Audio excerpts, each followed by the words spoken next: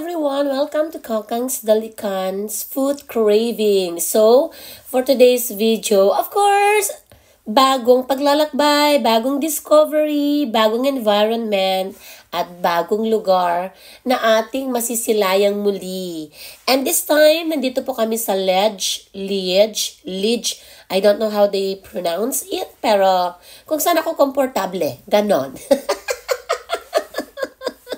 So, yun na nga mga kapatid. Ayan, from my location, it's roughly like 1 hour 45 minutes yung aming biyahe para makapunta dyan. But prior to that, pumunta muna kami sa ibang place din, sinunod namin ito. Kasi meron pa kaming oras para maglamierda. So, namiss lang ako sa kapaligiran nila. Ang ganda-ganda, ang linis-linis. Kasi first time ko din na pumunta sa area na ito. Kaya, go lang. Ganon. So, ayan, marami kaming gusto pang puntahan, pero ito yung inuna namin. Actually, itong pupuntahan namin ngayon, ay nakita ko lang siya sa isang Facebook page na kung saan nagandahan talaga ako. Yes, at hindi naman kami nahirapan na mahanap ito kasi very famous din siya.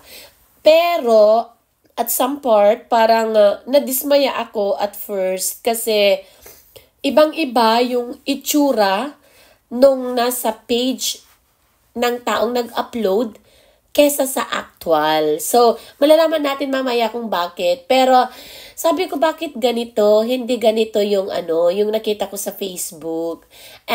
Bakit ibang-iba as in na napakalayo ng diferensya. Kaya, yung mga mahilig mag-filter, mga mahilig mag-filter dyan, huwag masyado, baka hindi na tayo makilala. Pag nakita natin ang mga kamit up natin sa personal na buhay, ganun lang yun. Pero anyways, bahala kayo kung anong gusto nyo. Pero yun lang yung aking honest review. After seeing yung actual na ito, kasi nung nakita ko siya, pinuntahan ko sa website, ginugol ko yung name, pero parang nadismaya talaga ako.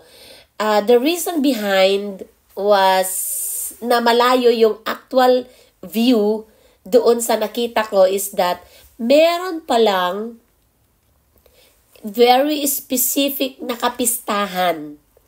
Ang very long stairs na ito na it has 374 steps.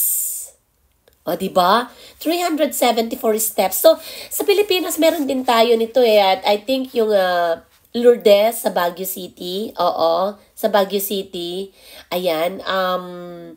Ang tawag dito, yun din yung mapakataas. So, at this point, mga kapatid, naliligaw kami or rather, wala kaming mahanap na parkingan. So, dinediretso-diretso lang namin hanggang nakahanap kami ng parkingan. So, going back to that stairs,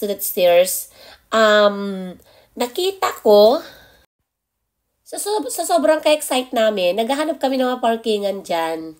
And alam niyo po ba na ang layo-layo lang na parkingan namin hanggang nalibot na lang namin yung mismong city nila, yung mismong sentro ng ng lugar na ito. Dahil lang sa paghahanap namin ng parking kasi sa totoo lang napakahirap maghanap ng parking lalo na kapag mga holidays kasi ang tawag dito na-occupy lahat at maraming gustong mamasyal. So going back itong stairs na ito yung stairs na akalain mo na parang wala lang at first view. Kaya lang nung nag-scroll ako and nagbasa-basa ako regarding sa lugar sa stairs na ito, marami aking na-discover na hindi lang pala siya simple at napakasimpleng stairs. Meron pala siyang very historic na pangyayari kung kaya naging very famous and popular ang stairs na to. And behind the stairs ay isang victory. Diba? Isang tagumpay ng mga locals ng Liege, ng place kung saan nakatayo ang stairs na ito. At the beginning, ito palang stairs na to ay tinatawag nila wait lang. Tingnan niyo yung mga buildings nila dyan, mga kapatid, di ba? Mapapansin nyo na yung space between the other buildings ay ano lang siya, yung kalsada lang talaga, which is nakaka-amaze, as in nakaka-amaze talaga yung mga structures, mga buildings, at mga designs ng mga buildings dito sa Europa. Ayan.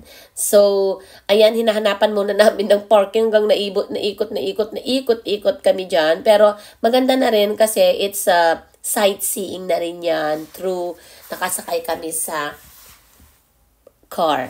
So, ayun na nga, ang stairs na binabanggit ko mga kapatid ay tinatawag nila na, ay hindi ko alam kung tama yung pag-pronounce ko, pero it's the stairs of Liege, Belgium, na tinatawag nilang the Montagne de Buren. And according sa pagre-research ko, of course, kailangan din nating magbasa-basa para meron naman tayong konting may share sa ating mga viewers at sa ating mga viewers na medyo interested din sa traveling, mga travelers or mga discoverers, mga ganon.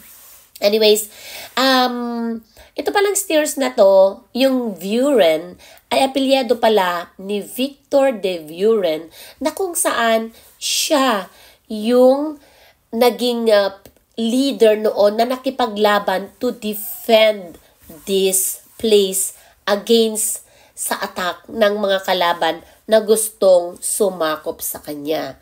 Yes.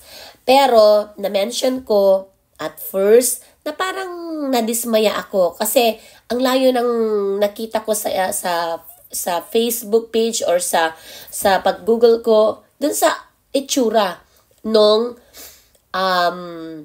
stairs na ito.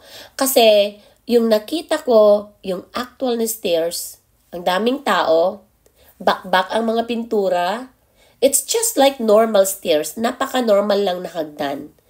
Pero maraming mga travelers din, mga gustong makita doon yung nag-explore. So, sabi ko, oh my God, walang pintura, napaka-colorless.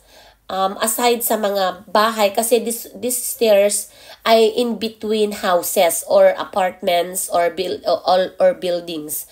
So, pag tingin ko sa baba, sabi ko, oh my God, parang iba naman ito doon sa nakita ko.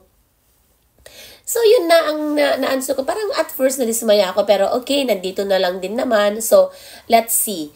So, doon sa ginugol ko, wala siyang nakitang wala akong nabasa na merong something very special on top of it. Wala akong nakita na something very special na nabasa, na meron kapag na-reach mo yung pinaka 374 steps or the last steps ng stairs na to. So, anong meron doon? So, sabi ko, okay. So, doon sa picture na nakita ko sa Google, as in, punong-puno siya ng mga flowers, lahat-lahat, and may mga pintura, napaka-colorful talaga ng kanyang itsura doon sa mga pictures sa may advertisement nila. So, sabi ko, okay. So, nagbilang ako through that, nag-exercise. Siyempre, sipin ko na lang, na-exercise ko na lang yon. Actually, hindi naman lang din ako mag-isa na aakyat sa taas. Kasi, while we are going up, marami na rin mga tao na bumababa. So, yun, in-enjoy ko na lang ng in-enjoy. Hindi ko naman puwinersa yung sarili ko na akyatin yung lugar na yon. So, I take it very slowly and very relaxed para at least kahit papano, whatever, na wala akong makita or meron akong makitang something special or worth it na inakyat ko yung stairs, so, then be it. So, para ma-surprise kayo, mga kanalikan, mga kaput cravings, ayan, nakikita nyo muna yung view. There you go. There you go. Kinakikita muna natin yung view within the city. Kaya nag-express ako ng mga thoughts regarding the pinuntahan talaga namin na place na gusto namin puntahan para mas ma-excite kayo na panoorin ang aking next video. So, di ba? Actually, wala pa kami niyan sa sa stairs. Nandiyan pa lang kami sa pinaka main city ng Liege dito sa Belgium. So, abangan ang video ng ating pag-akyat sa 374 steps ng the Montagne de Buren Stairs of Liege, Belgium. Di ba na-prank kayo? Akala nyo excited kayo, excited na super excited na sana kayo. Pero hindi nyo pa makikita sa video na ito ang sinasabi kong lugar, ang mini-mention kong very special na lugar. So, mga ka-food cravings, abangan sa aking next video ang paglalantad ko sa napakaganda yet mas maganda pa sana kung naabutan namin yung celebration or pag-alala nila sa araw ni Victor de Buren. So, till next time guys! Bye!